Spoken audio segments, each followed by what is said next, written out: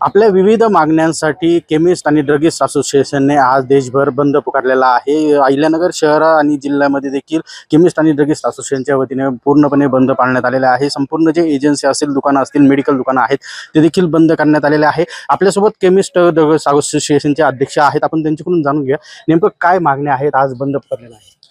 नाही, आज प्रथमतः मी सर्व केमिस्टांचे मनापासून आभार व्यक्त करतो की सर्वांनी 100% बंद आज सर्वांनी पाळलेला आहे। की आज हा प्रश्न आमचा आज सर्व सांगितले की आमच्या सगळ्यांचा जीवा मरणाचा प्रश्न आज आलेला आहे।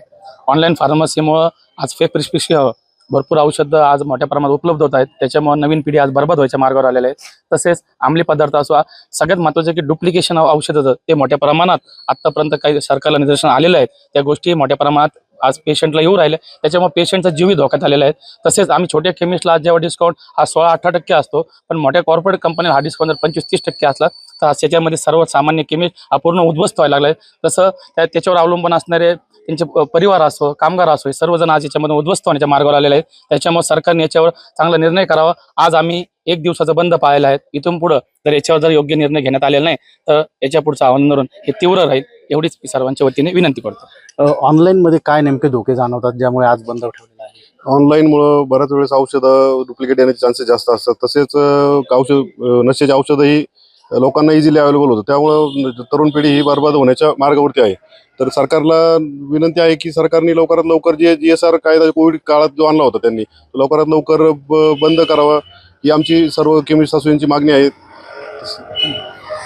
काका, कोविड काळामध्ये जे ऑनलाईन घरगुती औषधं जे आहेत ते पुरवठा करण्याला परवानगी दिलेली होती, ते आज देखील सुरुवात आहे, काय तुमची एकंदरीत मागणी? त्यावेळेस एमर्जन्सी म्हणून गरज होती, कारण त्यावेळेस प्रत्येकाचा जीवन मरणाचा प्रश्न होता।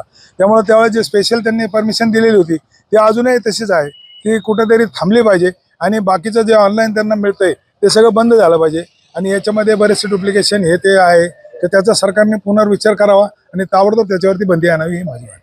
आज 1 दिवसाचा बंद आहे, जर मागण्या पूर्ण नाही झाल्या तर काय नेमकी भूमिका राहणार आहे? आज जर समज 1 दिवसाचा आम्ही बंद पुकारलेला आहे आणि ह्या बंदमुळे जर सरकारने जर याच्यावर काही निर्णय नाही घेतला तसं आमच्या अध्यक्ष साहेबांनी सांगितलंय आणि वरतून जे निर्देश असेल, पण आंदोलन जो पुढचं राहील तो फार तीव्र स्वरूपाचं राहणार आहे, एवढंच फक्त सांगू इच्छितो। नक्की जे आहे केमिस्ट आणि ड्रगिस्ट असोसिएशनने ऑनलाईन विक्रेतेवर जे आहे ती बंदी घालावी अशी मागणी जी आहे ती केलेली आहे। त्यामुळे कुठेतरी आता ही मागणी जर सरकारकडून पूर्ण झाली नाही तर यापेक्षाही देखील उग्र आंदोलन जे आहे ते करणार असल्याचा इशारा संघटनेकडून देण्यात आलेला आहे।